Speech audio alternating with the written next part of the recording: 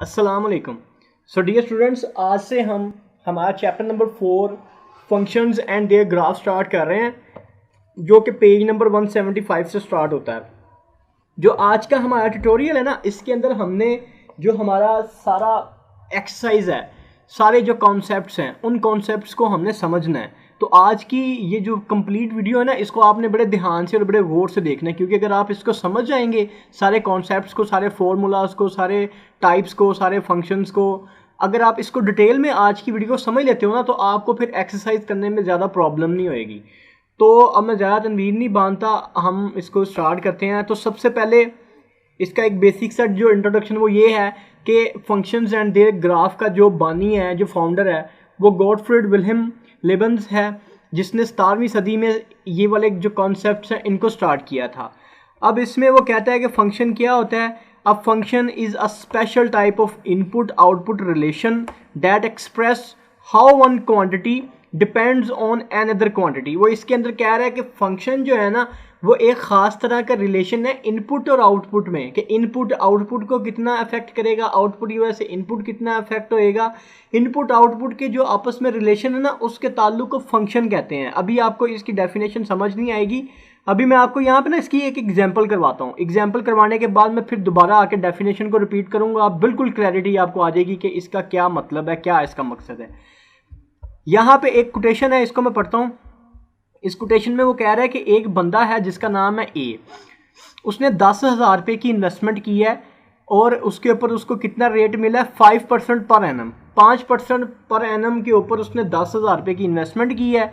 अब जो इसका फॉर्मूला है ना इंटरेस्ट कैलकुलेट करने का, वो है interest is equal to amount invested 10,000, उसको ज़रब करते हैं रेट ऑफ इंटरेस्ट के साथ। तो ये रेट ऑफ इंटरेस्ट कितना है, 0.05, यानी कि 5% है। 5% को मैं 100 पे तकसीम करूँगा, 100 पे तकसीम करने के बाद इसका ये 0.05 आ जाएगा। तो 100 को 0.05 से जब मैं ज़रब करूँगा तो ये आ जाएगा 500। कितना आ गया, 500 आ गया। और यहाँ पे एक जो है फंक्शन कह रहा हूँ, एक जो मज़ीद वेरिएबल है वो है टाइम का। अब यहाँ पे देखें, जब ये 10,000 को 0.05 से मैंने ज़रब किया तो ये 500 आ गया। 500 आने के बाद यहाँ पे देखें ये आ रहा है टी। अब यहाँ पे देखें ये बनता है interest is the function of T. अब हमने जो इंटरेस्ट की अमाउंट है वो तो मालूम कर ली है। अब देखें, अगर तो ये इंटरेस्ट 1 साल के लिए होगा तो इंटरेस्ट की अमाउंट आ जाएगी 500 ज़रब 1। यहाँ पे मैं आपको बताता हूँ, यहाँ पे मैंने इसको किया है। वो कहता है कि अगर जो टाइम है वो 2 साल के लिए है तो फिर I is equal to 500 into t. 502 के साथ ज़रब होएगा तो इंटरेस्ट की अमाउंट बन जाएगी 1000। और अगर यही इंटरेस्ट जो है वो 3 साल के लिए हो तो फिर टी की वैल्यू 3 होएगी। 500 इंटू 3 1500। अब देखें, यहाँ पे बात हो रही है कि जो इंटरेस्ट है ना वो फंक्शन है टी का, यानी कि टी जैसे जैसे टी की वैल्यू चेंज हो रही है, जैसे जैसे टी की वैल्यू चेंज हो रही है, आई की वैल्यू भी चेंज होती जा रही है। तो ये देखें, एक वेरिएबल के अमाउंट चेंज होने से जो दूसरे वेरिएबल की अमाउंट चेंज हो रही है ना, इनका जो आपस में रिलेशन है, इसको हम फंक्शन कहते हैं। यहाँ पर यानी मैं इसको पढ़ूंगा, इंटरेस्ट फंक्शन है टी का। अब ये देखें, अब मैं इसको डेफिनेशन को पढ़ता हूँ। A function is a special type of input-output relation that express how one quantity, the output, depends on another quantity। कि कितनी एक जो डिपेंडेंट वैल्यू है वो कितनी इंडिपेंडेंट वैल्यू के ऊपर डिपेंड करती है, उसका जो रिलेशन है, उसके रिलेशन को हम फंक्शन में पढ़ते हैं। आई होप कि अभी आपको समझ आ गई होगी। अगर आपको समझ आ गई है तो नीचे कमेंट सेक्शन में जाके टाइप कर दें कि मुझे समझ आ गई। अगर नहीं आई तो मुझे फिर भी बता दें। चलें इससे आगे बढ़ते हैं।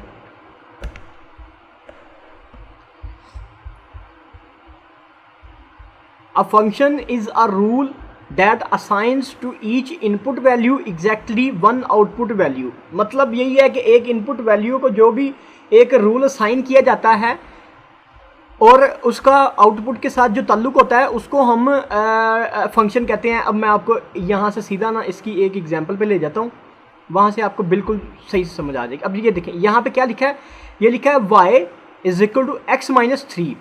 अब यहाँ पे रूल क्या असाइन हुआ है, यहाँ पे पहली बात तो ये हो गई y is the function of x, कि y x का फंक्शन है। यहाँ पे आ जाए, यहाँ पे उसने कहा y as a function of x, जो बात मैंने की। यहाँ पे वो रूल क्या साइन हुआ, रूल ये साइन हुआ है it gives a rule to subtract -3 from x। वो कहता है कि ये जो इक्वेशन आपको लिखी नजर आ रही है, ये रूल क्या असाइन कर रही है, रूल असाइन कर रही है x में से 3 को माइनस कर दो तो फिर y की वैल्यू बन जाएगी। ये इसने रूल असाइन कर दिया। उसके बाद इसमें जो x है वो है डिपेंडेंट। अच्छा, इसमें जो x है वो है डिपेंडेंट और जो y है वो है इंडिपेंडेंट। उसके बाद इसकी डेफिनेशन ऊपर ही पड़ी है, यहाँ पे भी डेफिनेशन देख सकते हो। वो कहता है a function is a rule that assigns to each input value and exactly one output value. कि फंक्शन जो है ना, ये हमें रूल बताता है, जो रूल हम इनपुट और आउटपुट वैल्यू को असाइन करते हैं। इसको मैं आपको ये एग्जांपल से समझाता हूँ। इसमें ये देखें, इसमें ये एक इक्वेशन है y is equal to x minus 3। इसका रूल क्या असाइन, इसका रूल असाइन ये है कि x में से 3 को माइनस करो तो y की वैल्यू आ जाएगी। अब यहाँ पे जो y है ना, y है डिपेंडेंट और x है इंडिपेंडेंट। इंडिपेंडेंट y डिपेंडेंट कैसे है, y डिपेंडेंट ऐसे है कि यहाँ पे अगर x की वैल्यू 1 है तो इसका आंसर कुछ और आएगा। x की वैल्यू कुछ भी है। अब ये देखें, यहाँ पे अगर x की वैल्यू 2 है, अगर x की वैल्यू 2 है और इस इक्वेशन के अंदर y x माइनस 3 में मैं इसकी वैल्यू को पुट करता हूँ, x 2 माइनस 2, तो फिर y की वैल्यू -1 आ जाती है। और यही अगर मैं x की वैल्यू यहाँ पे 4 इनपुट करता हूँ और फिर ये देखें, इसमें मैं y x की जगह पे 4 आ गया, -3 वैसे, फिर इसकी वैल्यू 1 आ जाती है। तो ये जो मेरा y है ना, ये मेरा है डिपेंडेंट। ये डिपेंड कर रहा है किसके ऊपर, x के ऊपर, कि अगर x की वैल्यू चेंज होगी तो y की वैल्यू भी चेंज होगी। यही बात उसने यहाँ पे की है कि a function is a rule that assigns to each input value exactly one output value. ये हमारी डेफिनेशन हो गई फंक्शन की। उसके बाद डोमेन है। डोमेन क्या होती है, सेट ऑफ इनपुट वैल्यूज। जितनी भी इनपुट वैल्यूज हैं, इनपुट वैल्यूज का जो सेट है उसको हम डोमेन कहते हैं। इनपुट हमारी जो वैल्यूज है उसकी यहाँ पे बात कर रहा है कि उसका जो सेट है वो हमारा डोमेन बन जाएगा। जो हमारी इनपुट वैल्यूज हैं, यानी कि वो डोमेन, इनपुट वैल्यूज का जो कंप्लीट सेट है वो हमारा डोमेन में आ जाएगा। और जो इसको आप ये भी कह सकते हो, जो इंडिपेंडेंट वैल्यू है ना, वो इनपुट वैल्यूज हैं। इसी तरह से आप आ जाओ रेंज में, set of all definite output values. जितनी भी आउटपुट की वैल्यू यानी कि डिपेंडेंट की वैल्यूज हैं वो सारी रेंज के अंदर आ जाएंगी। उसके बाद नेक्स्ट जो है, समझ आ रही है ना आपको, जो डोमेन है उसमें जितनी भी इंडिपेंडेंट जो आउटपुट वैल्यूज होती हैं उनको हम इंडिपेंडेंट वैल्यूज भी कहते हैं। जितनी इंडिपेंडेंट वैल्यूज हैं जो है इंडिपेंडेंट और इनपुट सेम है, और इसी तरह डिपेंडेंट और आउटपुट वैल्यूज सेम है। तो ये डोमेन और रेंज की डेफिनेशन मैंने आपको बता दी है। उसके बाद वो आगे बात कर रहा है इंडिपेंडेंट एंड डिपेंडेंट जो वेरिएबल्स हैं उनकी बात कर रहा है, उन फंक्शंस की बात कर रहा है। तो आइए इनको पढ़ते हैं। इसमें दो तरह के इंडिपेंडेंट डिपेंडेंट। पहली बात, जो हमारा वेरिएबल्स डोमेन या इनपुट को रिप्रेजेंट करते हैं वो हमारे इंडिपेंडेंट हैं, यहाँ पे भी मैंने बात की। और जो हमारे वैल्यूज रेंज को या डिपेंडेंट को करते हैं वो हमारे रेंज को या आउटपुट को, या ये हमारी रेंज या आउटपुट जो है ये आ जाएगा डिपेंडेंट के अंदर। आई होप कि आपको इंडिपेंडेंट और डिपेंडेंट की समझ आ गई होगी। जो डोमेन है वो इनपुट है और इंडिपेंडेंट है। जो रेंज है गौर से देख लें, वो आउटपुट है और डिपेंडेंट है। आई होप कि आपको इसकी समझ आ गई होगी। आगे उसने मजीद बात की है, वही function is a way of expressing one two one correspondence between the values of independent and dependent variable. Dependent और इंडिपेंडेंट वेरिएबल्स की आपस में कोरस्पॉन्डेंस करके लिखने का जो प्रोसेस उसको फंक्शन कहते हैं। 3-4 डेफिनेशंस हमने फंक्शन की पढ़ ली है। आई होप कि आपको ये वाला कॉन्सेप्ट क्लियर हो गया होना है। उसके बाद आ जाए जी, उसके बाद ये वाला मैं आपको पहले करवा चुका हूँ कि रूल जो असाइन होता है, रूल असाइन का मैं आपको बता चुका हूँ। अच्छा, इसको हम देख लेते हैं। Does every equation in two variable define a function. कि जितनी भी इक्वेशंस हैं वो क्या हमेशा फंक्शन की सूरत में आ जाती हैं। मिसाल के तौर पे अगर ये एक इक्वेशन है y is equal to 1/3x, यहाँ पे जो 3 है ये इधर चला जाएगा, ये इधर डिवाइड हो रहा है, उधर चला जाएगा, 3y हो जाएगा, 3y, और ये यहाँ पे x आ जाएगा। और उसके बाद इसकी आ जाएगी x is equal to 3y, यानी कि x जो है वो फंक्शन है 3 का, y का, x फंक्शन है y का, x is a function of y। तो ये तो हमने फंक्शन की सूरत में लिख ली। लेकिन अगर यहाँ पे आपका आ रहा है, अगर आपकी कोई इक्वेशन इस तरह से आ रही है y² is equal to x, उसके बाद आपने किया कि x की जो वैल्यू है वो है 16, फिर यहाँ पे x की वैल्यू आप 16 पुट कर देंगे, फिर उसका जजर ले लेंगे, जजर लेने के बाद ये जजर से चला जाएगा और ये प्लस माइनस का 4 आ जाएगा। अगर कहीं पे इस तरह की आ रही है कि y is equal to x is equal to plus minus का 4 आ रहा है तो ये फंक्शन नहीं है, ये फंक्शन नहीं है। तो वो कहता है कि हमेशा जो कोई इक्वेशन होती है वो हमेशा फंक्शन की सूरत नहीं देती, देती भी है लेकिन हमेशा वो फंक्शन की सूरत में नहीं होती। यानी कि वो कहता है does every equation in two variable define a function, कि हमेशा क्या इक्वेशन फंक्शन एक प्रोवाइड करती है, तो ये ज़रूरी नहीं है। इसकी जो है ना वो आपको मल्टीपल चॉइस भी आ सकती है। उसके बाद आ जाए आपकी बुक का जो पेज नंबर 178 है ना, उस पेज के ऊपर आपके कुछ क्वेश्चंस हैं। एग्जाम्पल 1 है, एग्जाम्पल 1 में वो कहता है find the domains of following function, के जो उसने ए बी और सी पार्ट दिए हुए हैं उनका उसने बोला है कि उनके फंक्शंस को मालूम करें। तो वो मैं 1 बाय 1 अभी सॉल्व करूंगा। यहाँ पे सॉल्व मैंने ऑलरेडी किए हुए हैं, बस मैं आपको एक्सप्लेन करूंगा। ए बी और सी 3 पार्ट्स हैं। तो सबसे पहले आ जाए ए पार्ट है, ए पार्ट का वो कहता है कि इसकी डोमेन बताएं कि इसकी डोमेन क्या है।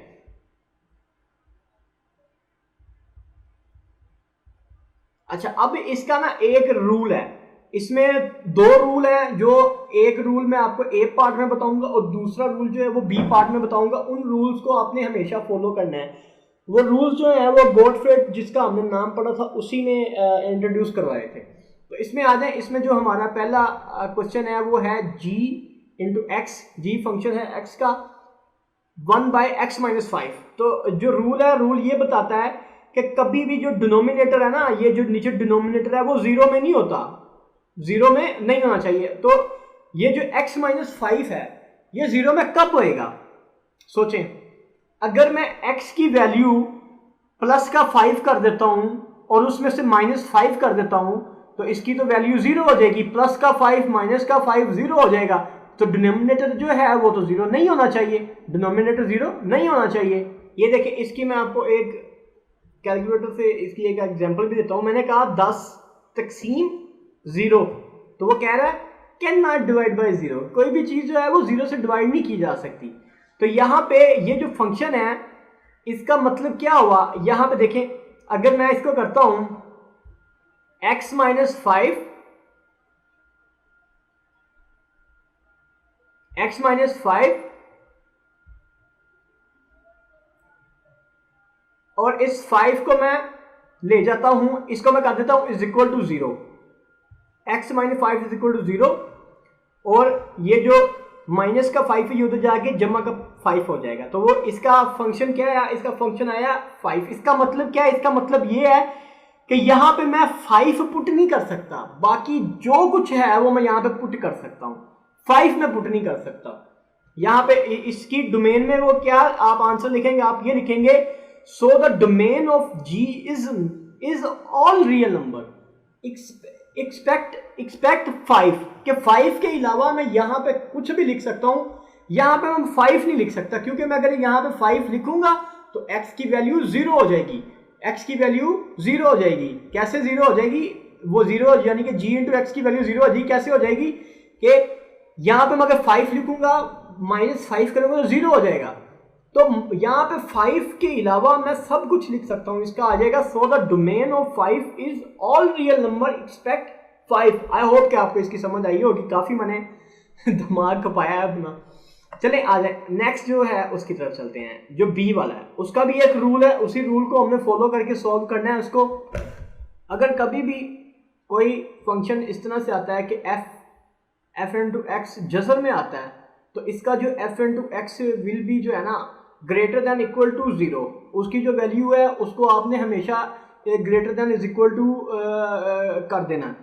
अच्छा, अब देखें, ये हमारा जो है ना पार्ट बी है, जिसमें उसने कहा कि एच इंटू जेड, एच जो है वो जेड इज इक्वल टू वो कहता है 2z माइनस 3 और उसका उसने जजर लिया हुआ। अब मैं इसको क्या करूंगा, मैं इसको यही करूंगा greater than is equal to 0। ये रूल है। ये आप कहेंगे ये greater than is equal to 0 किधर से आएगा? ये रूल है भाई, ये रूल है, ये ऐसे ही फॉलो होना। जैसे एक फॉर्मूला होता है उसको आपने वैसे ही फॉलो करना है। ये क्या है, क्यों आया, किधर से आया, ये रूल है। इस रूल को आपने ऐसे ही फॉलो करना है। जैसे पहले क्वेश्चन में रूल था ना कि डिनोमिनेटर कभी 0 नहीं हो सकता, तो उसको देख के हमने इसको चीज़ को देख के हमने सॉल्व किया था क्वेश्चन। तो इसी तरह से ये दूसरा रूल है। वो रूल क्या है कि कोई भी अगर फंक्शन है, वो फंक्शन अगर जजर में आ रहा है तो आपने उसको क्या करना है, आपने उसको लिखना है 2z - 3 is equal to greater than 0। अब यहाँ पे ये जो माइनस का 3 है ये इधर आके प्लस का 3 हो जाएगा। ये क्या बन जाएगा, ये बन जाएगा 2z इज इक्वल टू 3। अब ये जो 2 है ये इसके साथ ज़रब हो रहा तो जाके ये तकसीम हो जाएगा। तो इसकी क्या बन जाएगी, z is equal to greater than 3/2। अब इसका क्या मतलब है, इसका मतलब ये है कि all real numbers greater than equal to 3/2। इसकी जो डोमेन है, जो ये वाला क्वेश्चन है, इसकी जो डोमेन है उसका आपने लिख देना है कि ये जो आंसर आया है ना, इसका greater than is equal to जो जितने नंबर है ना वो सारे रियल नंबर, इससे छोटा कोई भी होएगा वो इसका नंबर नहीं बनेगा, वो इसको सॉल्व नहीं करेगा। इसका आंसर आपने लिख देना है all real numbers greater than equal to 3/z। ये इसका आंसर है। आई होप कि आपको इसकी समझ आ गई होगी। उसके बाद इसका उसने एक सी पार्ट दिया हुआ है, सी पार्ट को हम देख लेते हैं। उसमें वो कहता है ये अयोटा t 1/2 t - 4। अब इसमें क्या है, इसमें जो ऊपर हमने दो केसेस किए हैं ना, एक ये वाला जजर वाला और एक डिनोमिनेटर वाला, इस तरह से। अब ये जो क्वेश्चन है ना, इसके ऊपर ये दोनों चीजें ही अप्लाई नहीं होती। ये जो 1/2 t आ रहा है ना, ये इस ग्रैंड का डिनोमिनेटर नहीं है, ये बस इसका डिनोमिनेटर है। ये सिर्फ t का डिनोमिनेटर है, ये सिर्फ ठीक है, ये पूरे क्वेश्चन का, ये पूरे इस अमाउंट का डिनोमिनेटर नहीं है। तो इसका आंसर क्या है, इसका आंसर ये है कि we both above cases can't perform on this. So इसका जो आंसर है all real number can be domain for this, कि इसकी जो डोमेन है, जो t की वैल्यू है, वो कोई भी नंबर आप दे सकते हैं, इसमें किसी तरह का कोई मसला नहीं है। तो आई होप कि आपको इसकी समझ आ गई होगी। ये जो एग्जाम्पल 1 थी, इसके 3 क्वेश्चन से तीनों मैंने आपको सॉल्व करवा दिए हैं। अगर कोई मसला है तो मुझे बताएं, अगर नहीं है तो फिर आगे चलते हैं। नेक्स्ट जो है वो है finding function values. Finding function values, ये जो आगे हम पहले डोमेन कर रहे थे, अभी हम रेंज करेंगे। फंक्शन वैल्यूज जो होती हैं वो आउटपुट वैल्यूज होती हैं, रेंज की वैल्यूज होती हैं।